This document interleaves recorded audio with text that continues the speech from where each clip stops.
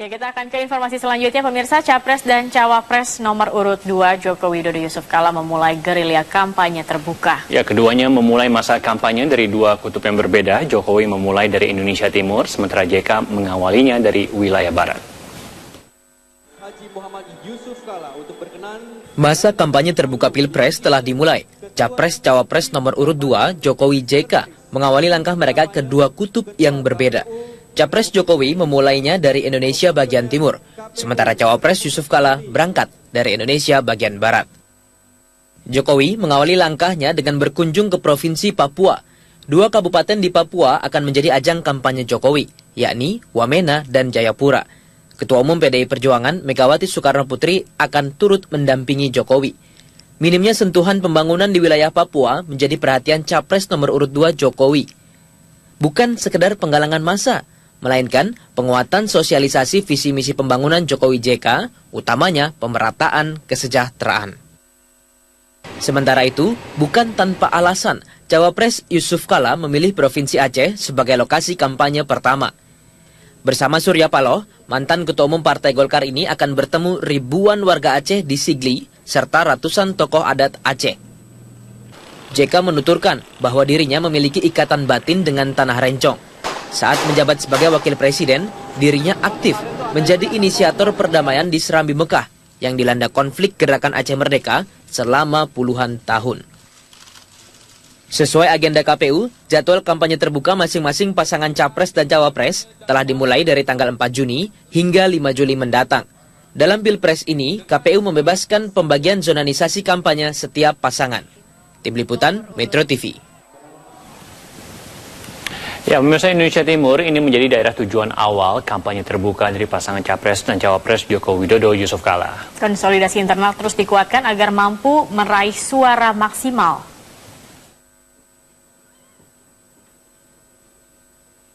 Tidak meratanya pembangunan di sejumlah wilayah Indonesia Timur menimbulkan kesenjangan atau gap yang cukup signifikan. Minimnya pengembangan infrastruktur di wilayah Indonesia Timur seperti jalan, pasar tradisional, dan pelabuhan sebagai sistem konektivitas menjadi salah satu faktor kesenjangan ekonomi. Badan Pusat Statistik mencatat, pada triwulan pertama 2014, kontribusi daerah seperti Maluku dan Papua hanya 1,95% dari total ekonomi Indonesia.